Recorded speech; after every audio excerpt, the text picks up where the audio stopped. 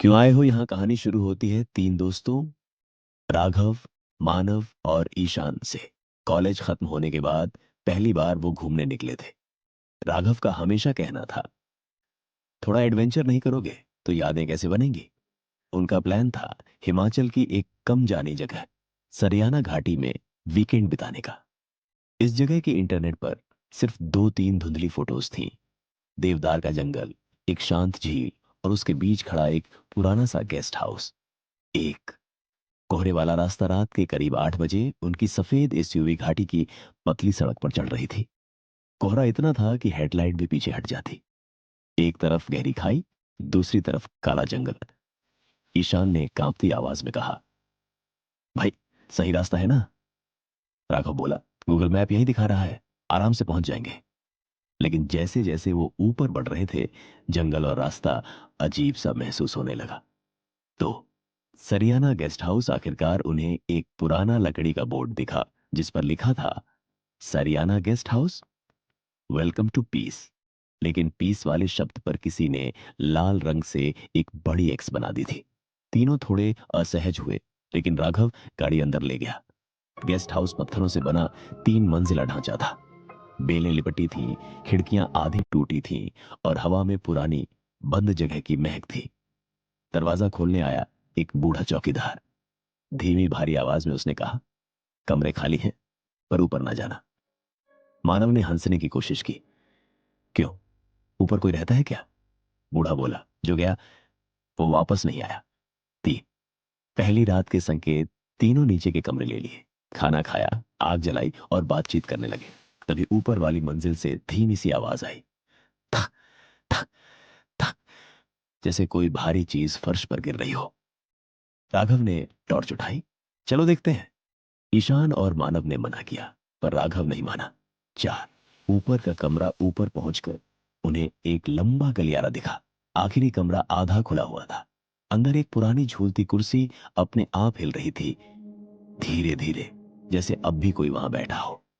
राघव ने रोशनी मारी, कोई नहीं, बस फर्श पर अधूरे पैरों के निशान, जैसे किसी ने गीली मिट्टी में कदम रखे हो।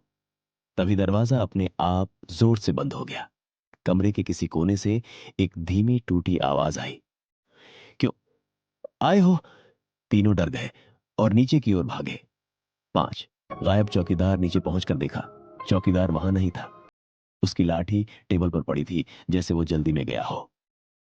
दरवाजे के बाहर बर्फ गिर रही थी और पेड़ों के बीच किसी के घसीटे जाने जैसा निशान था। वो निशान जंगल में जाकर गायब हो जाता था। राघव बोला, सुबह निकलते हैं, अभी नहीं। लेकिन ऊपर फिर आवाज आई, इस बार जैसे कोई धीरे धीरे चल रहा हो। अच्छा, सच्चाई का आईना डरे हुए वो फिर ऊपर गए, क्योंकि आवाजें रुक नहीं रही थीं।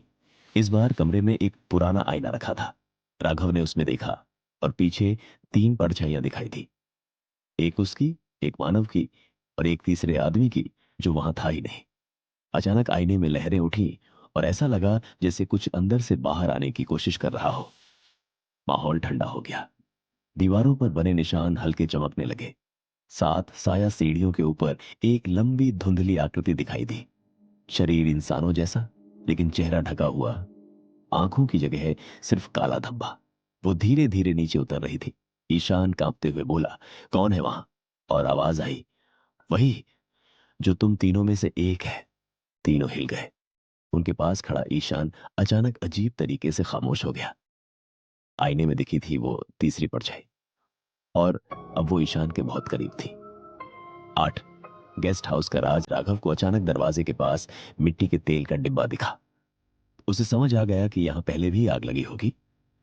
कमरे की दीवार में एक कोना टूटा था और वहां पुराने कपड़ों का एक गुच्छा पड़ा था, जैसे किसी को वहां लंबे समय पहले छुपाया गया हो। चौकीदार की आवाज फिर गूंजी, ऊपर मेरा सच छुपा है। और फिर सब जरूरी नहीं कि वह साया चौकीदार ही हो। शायद उस कमरे में मरने वाले सभी लोग एक ही परछाई बन जाते थे। नौ अंत राघव ने केरोसिन कमरे में फेंका, माचिस जलाई, आग फैल गई। तीनों बाहर भागे, पर बाहर पहुंचते ही ईशान रुक गया।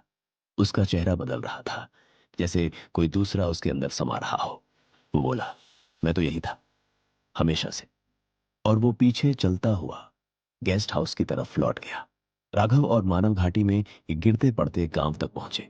गांव वालों के साथ जब लोग वापस आए, गेस्ट हाउस सिर्फ राख थे। दो लोग मिले, एक गायब था, लेकिन राख की ढेर में जो एक आधा जला आईना मिला, उसमें तीन परछाइयां थी। 10 2 साल बाद एक नया ट्रैवलर घाटी में आया। उसे एक नया बोर्ड दिखा, सारियाना हाउस, रूम्स अवेलेबल, और नीचे लाल रंग में लिखा था, ऊपर वाला कमरा हमेशा खुला है।